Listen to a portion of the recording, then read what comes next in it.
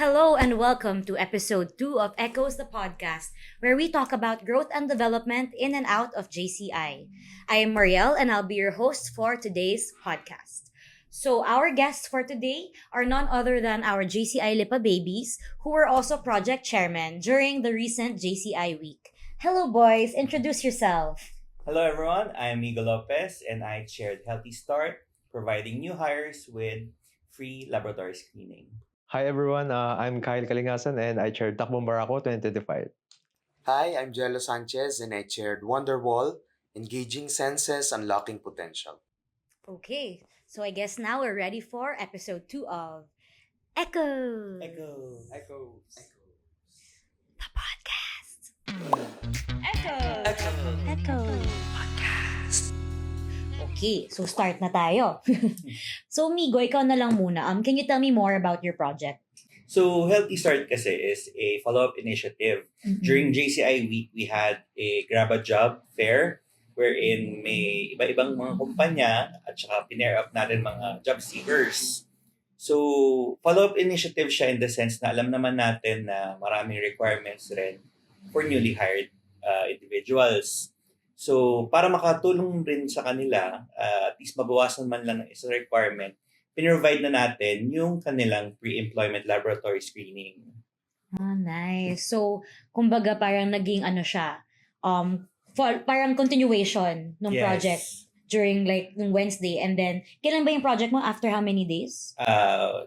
So, Grab a Job was Wednesday Oo. and we conducted yung Healthy Start mga Friday. Okay, how about you, Kyle? Tell us more about Takbong Barako 2025.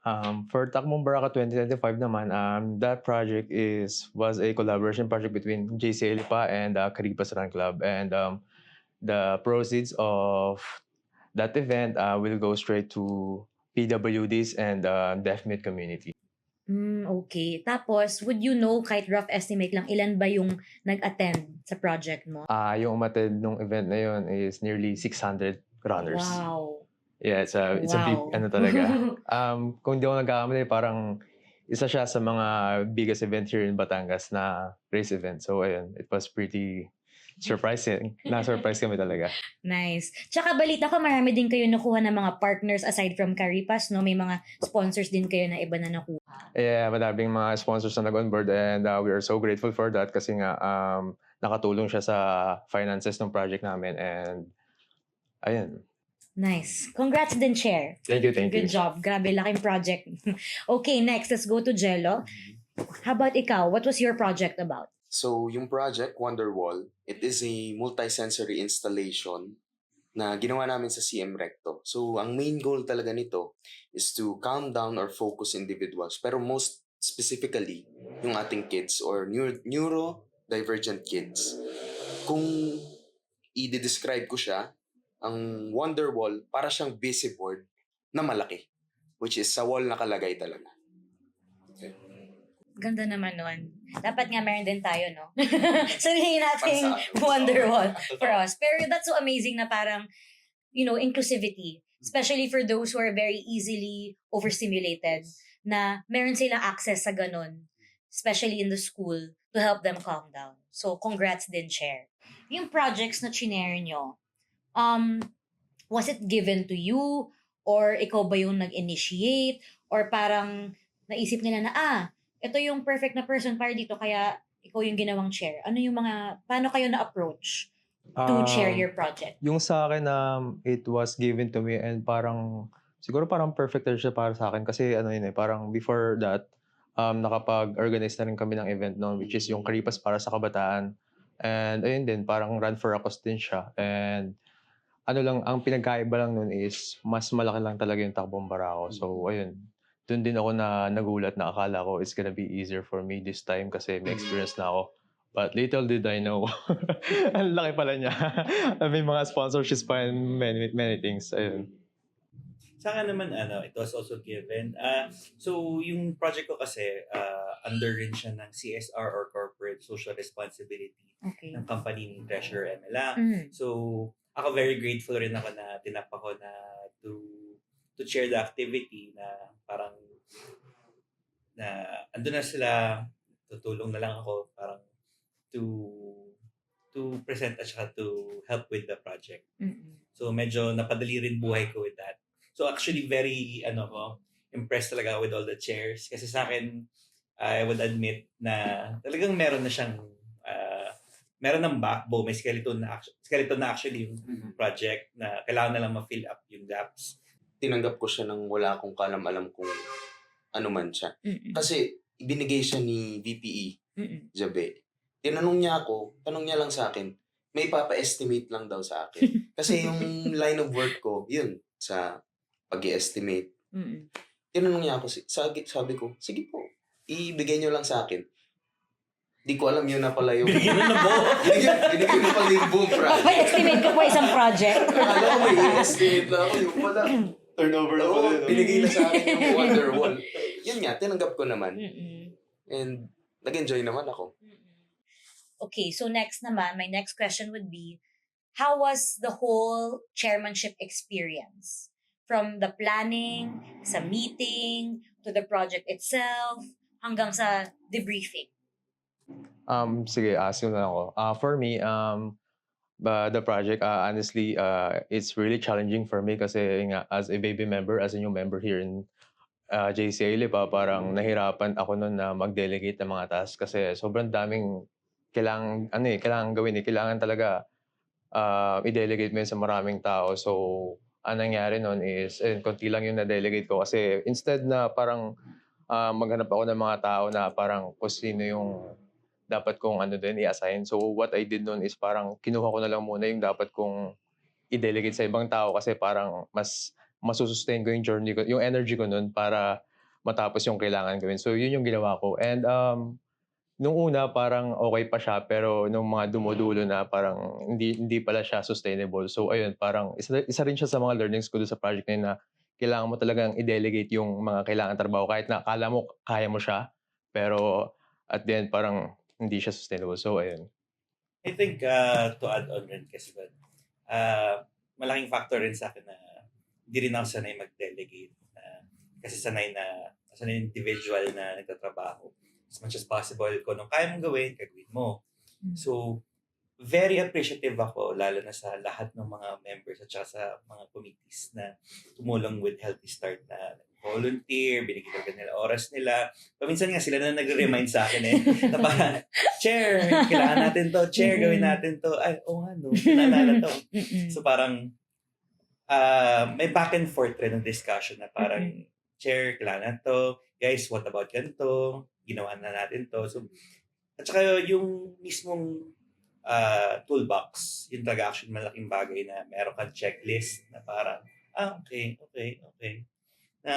From there, magba-branch out na siya na dagdag natin to, kulang pala to. So, I mean, legit yung trust the process. Nice. Tama. I like that. Trust the process. Si Jello naman, baka may masasabi din. Yung sa akin naman, hindi laki nung projects nila. Ano lang siya, medyo smaller scale. Pero natutunan mo rin talaga na, hindi ko pala talaga kaya lahat. Kasi sa akin nabigay yung project, tinanggap ko pero wala akong idea kung ano yung sensory wall. Nung time na yun ko lang talaga nalaman, ano nga ba talaga ang sensory wall? So yung the fact na, yes, challenge talaga na tinanggap ko. Hindi ko alam kung ano yung gagawin ko. Yun yung, so saan ako magsisimula? Paano? It's a big question Sobra. Kaya napakalaking bagay nung nandun yung mga director, yung BODs. Napakalaking tulong na ginaguide ka nila throughout every step. Actually, dun sa akin naman, parang yun nga, speaking of the BODs and the directors, parang yung mga dulo na hindi ko na kaya talaga na i-sustain yung mga kailangan gawin, parang dun na sila talaga tumulong na. And I'm so grateful for them na talaga sila nag-onboard na sa project kasi kung hindi sila pumasok dun, parang hindi ko niyata mabibigay yung mga details na hinihingi nila. So parang sobrang overwhelmed na talaga ako. Parang kailangan mong gawin to. Ay, meron pa nga pala nito. Ay, meron pa nga pala nito. So ayun, parang I'm so thankful to you guys na you guys nag-onboard kayo doon. And then, sabay-sabay na, no? Saka napakaganda nung experience na hinahayaan ka nila, pero hindi ka nila papabayaan. Tama. Ganda nun. Actually. I love that. I love that so much. Okay. How about, di ba, ito, syempre preps to. Nung mismong project day itself, how did you feel?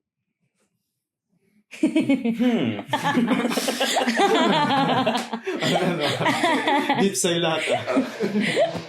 Siguro for me, kasi sa akin ang parang second to the last day of JCI week. So parang meron siyang onting yung excitement at saka yung pagka-countdown na parang day 1, Karipas, parang okay, let's go! Buong energy, 5 a.m., let's go! Hanggang day 2, day 3, day 4. Tapos parang pagdating ng day 5 na parang the 5 o'clock call time na parang kahit ako, alangan ako kung magigising ako sa sarili kong project eh. So parang yung anticipation na parang lahat andyan na, prepared na, sige let's go, na as it rolls on yung activity, yung pag natapos na siya at while it's going na parang yung sense of accomplishment na parang guys, we all did this. Kayo, meron ba kayo share like what you felt during project day itself? Especially, ikaw, Kyle, kasi sobrang laking project nun. Ano yung feels mo nun? What I feel nung event na yun is talagang I feel sobrang fulfilling siya kasi nga yung project kasi na yun, ang lalim kasi ng why ko sa project na yun parang that project serves my purpose and also my intention, which is to promote the running culture here in Lipa. So talagang kaya sobrang challenging, parang alam ko I'm gonna finish this kasi nga nababakapan ko siya ng why ko eh. So every time na parang nauubos na talaga ako, hindi ko na kaya. So yun, bumabalik lang ulit ako sa why ko kung bakit ko tinanggap yung project. And ayun, so yung isang lesson ko rin doon is talagang kailangan mo talaga simulan ng you gotta start with why sa lahat ng gagawin mo. Kasi kung wala kang why talaga, wala parang aimless ka kapag na-test ka na ng mga challenges, parang anong gagawin ko na, di ba? So kapag may why ka, parang nagkakaroon ka ng fuel. And ayun, yun yung talagang nag-sustain sa akin, yung why ko sa project na yun. How about ikaw, Jello? What did you feel nung nakita mo na in-unveil yung wall, nakita ng mga teachers, pinaglaruan ng mga kids? Ano yung pakiramdam mo nun? Nung day itself, syempre, yung bulk kasi nung trabaho nung sa akin was before the event mismo. Kasi, i-set up mo yung wall, ilalagay mo yung mga items o i-determine mo kung anong item yung dapat nandun. Or, nung kapag kinapit mo sa wall, nandun lahat ng bulk. Pero syempre, andun pa rin yung worry na, ay, hindi kaya matanggal to. Kasi, nakaano sa wall na hindi mo naman sure yung integrity nung kung mag-hold up ba kapag hinigit ng bata o kapag Pero nung nakita ko na nilalaro nila and okay naman, napaka-fulfilling na makikita mong ito na yung rason kung bakit ko ginawa tong project na to. And hindi lang yung mga bata yung naglalaro kahit yung members natin. Parang sila yung mas mahaba yung nag-enjoy sila.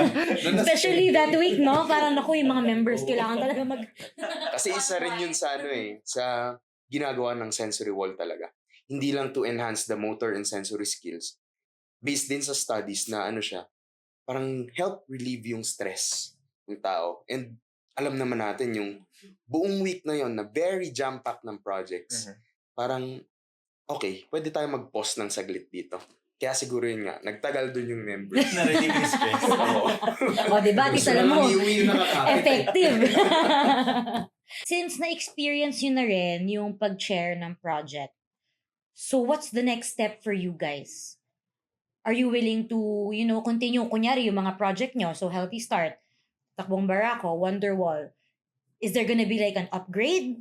Or gusto nyo ba is like a whole new project in itself, na a new challenge, na something new? Or what? Ano sa tingin nyo yung next new step?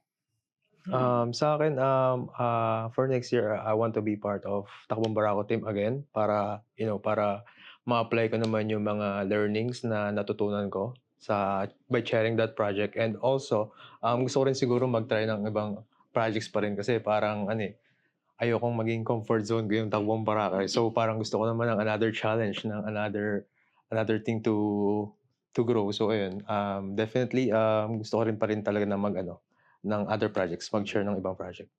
Siguro similar rin sa ni Kyle na parang as nag-share na rin, nakita mo na rin yung mga pwedeng improvements eh. So parang gusto mo may continuity ng project. So if able to, I really want rin sana bumalik rin with Healthy Start. For other projects naman, if given the opportunity, take yung challenge. Pero habang wala pa, promoted muna ako to participant. Kasi I mean, the more projects na napupuntahan rin natin, especially for everyone, na parang nakikita mo lahat na iba-ibang, walang limit kasi yung kung anumang industry, anumang event, anumang activity na ang daming options na parang, parang masaya to, gusto ko matutunan. So attend lang ng attend as much as possible. Sa Wonderwall naman kasi, parang iniisip siya as a long-term project na hindi lang sa isang classroom makakapagkabit. Ang ini-aim, una, syempre yung CM Recto, yung most or even all of the classrooms, malagyan ng sensory wall. Kasi nga, it's for everyone. And then, banda-banda dyan, hindi lang CM Recto, other schools rin. Which eventually na yung goal na lahat ng schools ay malagyan. And then actually, kahit yung ibang mga malls or companies, may interested na rin na maglagay ng sensory spaces nila. Actually, Ganda na. nagkaroon na ng talks or meeting with our Director for Impact, Direk Mela, I think SM and Avoidees, na if possible, mabibigyan nila ng areas kung saan pwede maglagay ng ganun. Ng hindi man isang mismong area, yung mga wall nila, pwede lagyan, or yung mga poste nilang bilog, yung plants nilang lagyan rin ng ganun. Ayun, so may continuity talaga dito sa project na to. In terms of other projects naman, kung mabibigyan ng opportunity na makapag-share pa rin ng ibang projects, iti-take ko pa rin. Kasi ito nga, hindi ko alam kung ano to, tinanggap ko. Tapos ang ganda, di ba? kung hindi ko rin alam, sige, bakit hindi? It's a challenge and nade-develop ko rin yung sarili ko. And over the course of that, you're helping develop other people also, and even the communities that we are in. Okay, so in line with this, no, kasi medyo na-share nyo na rin, dami yung realizations, ang dami yung learnings during the whole chairmanship. How did this experience, how did sharing a project as a baby member, and, first time yung mag-share ever ng project, how did this help you evolve or grow as a person, as an individual? My project helped me grow professionally kasi parang nung una pa lang parang ang approach ko na talaga sa kanya is this is not just a project for me, parang kinonsider ko na talaga siya na parang trabaho ko siya. Kasi parang ayun nga, parang lagi kasi akong humahanap ng way kung saan ako mag-grow. So ayun, I took that opportunity, and ayun, nag-grow ako doon professionally kasi ang dami naming kinakausap kapagka nagme-meetings kami, ang approach din namin parang professional, and also kapag nakipag-usap din ako sa mga sponsors, like kung paano ka makipag-deal sa kanila, paano mo ma-close yung usapan. So ayun yung nakatulong sa akin. Siguro for me yung acceptance na you can prepare and prepare and prepare. Pero kahit alam mo na you did all you can, ano pa rin talaga siya, parang there are still things na what can go wrong will go wrong. Totoo yan. True. So parang yung paghalo ng how you will take it seriously at saka yung parang tatawanan mo na lang na parang sige, ito prepare ko na to, okay na to, sige fine. Pero yung may kulang pa rin, doon rin yung parang magtitiwala ka na lang na the others will pick up the slack. Na parang, sige, team tayo, hindi ako mag-isa dito. Tama. Accept ko na lang na prepare na natin kung anong kailangan natin. So, gawin na lang natin kung ano makakaya natin during the event. Na ang ganda nung yung team tayo dito. Kasi gaya din nung nababanggit nyo kanina, napakahalaga talaga nga nung delegation, di ba? Totoo. Tapos nung sabi ko, kaya ko naman gawin to nung ako lang yung sa project ko. it turns out hindi talaga pala. Kasi kailangan mo yung expertise ng mga tao, lalo yung sensory wall yung gagawin mo. You're dealing with something na makaka-help talaga dapat do sa mga bata. O kapag nilagay ko ba to, makakatulong ba to? Hindi ko naman alam yun. So, doon dapat talaga yung expertise. Sa akin naman siguro, yung hinayaan ko yung sarili ko na to take on a challenge na hindi ko talaga alam kung ano to. Ano yan? Na i-take ko yung challenge na to. Tapos doon ko na-realize na you gotta start somewhere talaga. And yun, it turned out to be good naman. Although meron pa rin talagang improvements, hindi mawawala yun. Diba? Always room for Oo. Na, okay. I-apply natin next time. Yan. Ang ganda ng mga ano nyo. Mga insights nyo, grabe. Nakaka-proud. Wow. So, ano naman, maiba naman. So, as someone who was an attendee naman during the JCI week, syempre, first yung JCI week, diba? Kamusta naman yon na, yun nga, yung outside of the chairmanship world, how was your experience as a baby member who is attending JCI week for the very first time? Siguro, back to rin sa sinabi ko na things that will go wrong, that can go wrong will go wrong. So parang, from the participant side kasi, hindi natin nakikita yung mga pag-aligaga sa likod eh. Mga So, internal. yung internal struggles ng mga Correct. kanya-kanyang chairs eh. Oo. So parang, pag umattend ka kasi, andyan na yung structure at everything na attend ka na lang, gagawin mo to, nas parang, okay, ang ganda ng project. Na parang nag-enjoy naman ako, nakapunta ako, natapos namin. Doon mo makikita yung parang, hindi natin alam na problema pala yung sharing during that moment. Na parang, hindi ko pala nadala to, walang to. Parang may mga parts of the project na pinipare nila na hindi na nalabas. Pero as the participant, we didn't know it. So parang, for us, ang smooth ng lahat. Na parang, punta ako dito, makuha ko yan, or gagawin natin to, na parang, for us, as a participant, ang saya. Na parang, maraming salamat sa mga nag-share, sa mga tumulong sa project na parang, na hindi natin as the participant, napansin na parang, may problema pala sila. So sa akin na ganun din, parang sa kaibigan din, parang kung attendees ka, parang parang ang saya, parang well-structured nung project. Parang wow, may ganito, wow, may ganyan. Tapos nung tumulong ako sa project na yun nga yung Grab a Job. So yung pagdating ko doon, parang wow, okay naman pala dito parang asaya naman pala. So ayun, medyo relax ako noon and nag-enjoy din. Pero yun nga, kagaya nga sinabi ni Migo na hindi mo alam kung ano yung nangyayari behind the scenes. So yung pala nung morning din noon, so doon pala wala pang sistema. So nung pagdating ko noon, doon pa lang nagkaroon ng sistema. So kaya pagdating ko, ayun, enjoy na lang, parang tao ka na lang, ganun.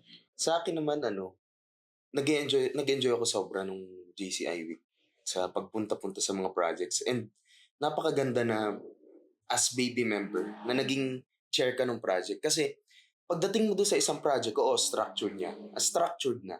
Pero maiintindihan mo rin na, okay, may kailangan pa ba sila? May kailangan ba ng tulong? Kaya pag attend ako ng project, as JCI member din, sabihin ko, may kailangan pa po ba kayo? Na may itulong ba kami? Kasi intindi mo rin yung struggles nila eh. Bilang chairman, naintindihan mo yung ibang chairman din. Na, gaya nung Grab a Job din, pagdating ko nga, ang gulo talaga ng mga nangyayari. Morning kami. As in, kaka-open lang.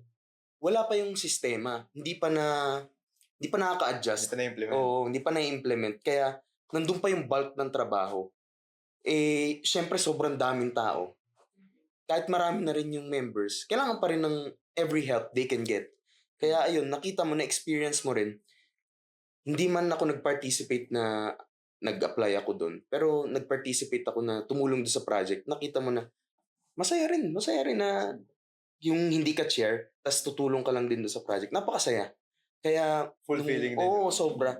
Yung over JCI week, tinry ko attendant talaga yung most of the projects kasi nakakatuwa eh. Nakikita mo na, okay, ito yung struggle nila na pinagdaanan. Tapos makikita mo na natatapos na yung project. Na fulfilling sa kanila, na natutuwa ka rin para sa kanila. Tsaka yung banding na nabubuo building the Oo. project, diba? So yun yung Napakalaking Tsaka yung one thing na rin na nag-highlight is yung camaraderie ng buong members. lahat, Like talagang Mm. sinusuportahan yung bawat isa. As in, once after yung sa akin, after yung sa project ko, yung sa next naman, and yung after nito, yung next naman, grabe. Kumanga talaga ako sa synergy ng galawan. Kaya, ayun. Actually, wala kang ang choice kundi mag-improve sa isa't isa. Kasi parang from Saturday, Sunday pala. Diretso. Ikaw. Tapos yung bukas ulit, tayo ulit. Tapos biglang hanggang Sabado. Tayo rin to Magkakasawaan. Speaking of bonding, o lahat kayo Dagos participants. Kamusta yung Dagos experience? Masaya mag-bus. Shout out Siguro ang nun, iba rin ang bonding ng magkasama lang kayo ng tagang legit na niniwala ko na travel with other people is the best way para ma-test ang friendship at saka mabuo.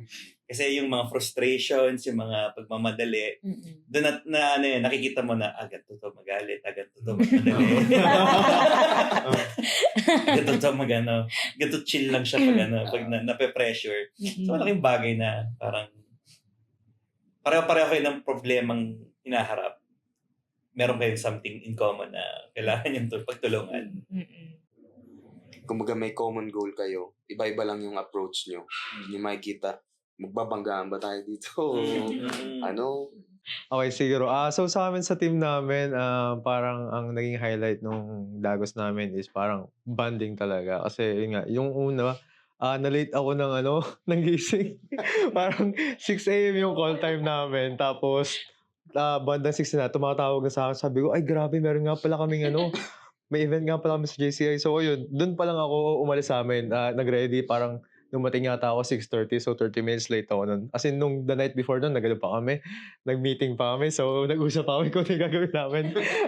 Ako pa yung nag-initiate ng call, So, sige, plano tayo kung anong gagawin natin. Tapos ako pa yung na-late. So, ayun. So, yun, pagdating ko doon, ayun, medyo na sila. Parang excited na rin na medyo kasi hindi pa na makapagsimula kasi nga kulang pa kami. And then, ayun, parang sabi ng mga other teams, parang naman daw kami, mabilis naman daw kami sa mga tasks. Ang lang namin is, yung in-betweens, doon lang daw kami nagtatagal. Kasi ang reason nun kung ba't kami nagtatagal doon is, una, naliligaw kami. And alas lahat naman yata naligaw na. Naligaw ata lahat dun sa... Pag dinaps mo kasi yung isang location. Adventure Park. Papapasukin ka sa isang iskinita. Tapos pagdating mo sa medyo 3/4 or halos on the way na, signage dun sa tulay, hindi po dito. Naglagay na sila. Hindi ko alam, isa lang ata yung team na hindi dun dumaan. Pero pagdating dun, U-turn talaga. U-turn malala. Tapos plus 15 minutes, 20 minutes away pa siya. Ang layo pa niya, no? Layo pa siya Pabalik from pa there. dun. Tuwa nga ako na weeks pa lang or I think, basta end of time, pinipare na tayo sa GC. So parang meron na yung onting kulitan doon na parang pati yung mga facilitators na yung parang nangungulit na rin sa atin na parang may onting bonding na parang hindi mo ko pa nakikita tong tao to pero nagbibiroan na kami sa chat. Hindi mo pa nami-meet, no? Tapos, Tapos parang, siya pala yun yung kausap ko. saka makikita mo na every challenge, meron talagang nagsi-step up. Hindi isang tao. No, nag-excel ka pala dyan. Actually. So, dun mo makikita, okay, buti na lang siya yung nilagay natin dyan. At siya pala yung magaling talaga dyan. Actually, may experience nga kami dyan sa Adventure Park Red. Believe rin ako sa ka-team ko. Kasi nakita pa lang ako ni ate. Kasi wall climb at saka airwalk. Tapos parang nakita pa lang ako ni ate na, sir, ilang kilo kayo? Grabe! Sa airwalk. Parang, okay, na-judge ako sa tiglit. Pero sige, tanggap ko po. Hindi ko pwede. So, parang ang nun is parang wala, kailangan 4 pa rin ang gumawa. So parang nag-step up talaga si Cezanne during that time na parang, sige, akat siya ng pader, tapos airwalk siya. So parang doon rin nakita na parang, go guys. Doon lang ako. Sige, go guys, kaya na.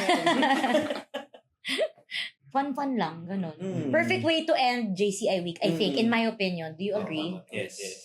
Kaya siguro parang ang chill na nung vibe nun kasi nga parang ending na siya ng ano, yung JC Week. So Kayo, parang... chill. Yeah, sorry. Kami lang pala. Kami lang pala. Sorry. Konti. Asan yung iba? As in, once lang namin kayo nakita dun sa first station. Actually, parang ano na lang sa amin yun. Parang naging road trip na lang siya sa amin. Kaya... Masaya pa din. Oo, diba? masaya pa rin. Yun naman Nandun pa rin mahalaga. yung banding. Ano yung pinaka goal ng project. Yung banding. Pero nakaka-proud na sobrang active nyo that whole week. Na ang daming, ang daming support nga. Yun talaga eh. I think it's also one of the main things na aside from developing yourself as a person, like what you all said, it's also about the camaraderie. It's also about the teamwork. It's also about helping each other out to reach a common goal. Yes. Na parang dun umikot, yung that whole week. And I'm so thankful na you accepted the call to talk about the projects that you shared and to share about your JCI week experience. Your very first JCI week na hopefully not the last. Okay? Abangan namin kayo ulit in the next years. And to share your experience as babies of JCI Lipa. Na sana na-enjoy nyo naman. Sana. Mukha naman so far. Enjoy. Oo. Enjoy. And sana tuloy-tuloy na to, no? Yeah. It's not the first project you're gonna share. There are gonna be so many more projects that you're gonna be able to share. And nakaka-excite lang yung opportunities na open para sa inyo to grow and to develop into young leaders as what JCI really stands for. Yun. So, I guess now we have to start wrapping up our second episode. But before we end, meron akong gustong i-start na trend as a trend setter. Joke. Since this term's whole theme is about daring to be different, meron ba kayong gusto ipagawa na dare dun sa ating next na guest? Bale, wala pang gumagawa. Wala. This is gonna be the first time that this Trendsetter podcast will do this. No pressure again. Siguro sa'yo, Will. Kasi sa kanta, Pa-recite na lang yung GCI. Walang kodigo. Paano pag-pick yung sunod?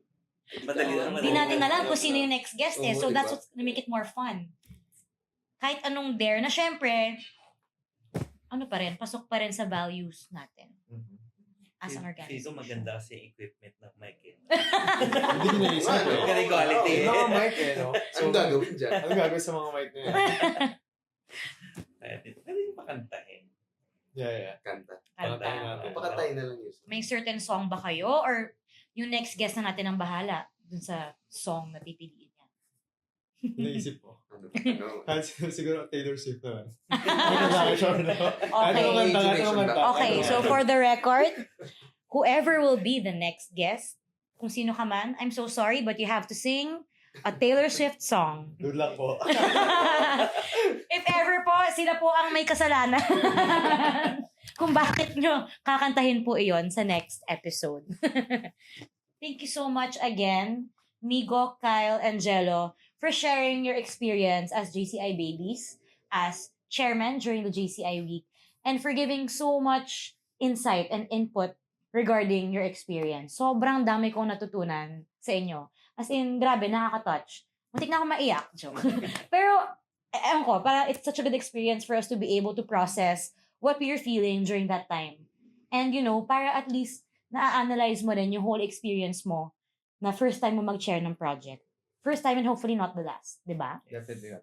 Okay. So, with that, we finish our episode 2 and we hope to see you again on our third episode with a special song number from our next guest. This is Echoes, Echoes. the podcast. Bye!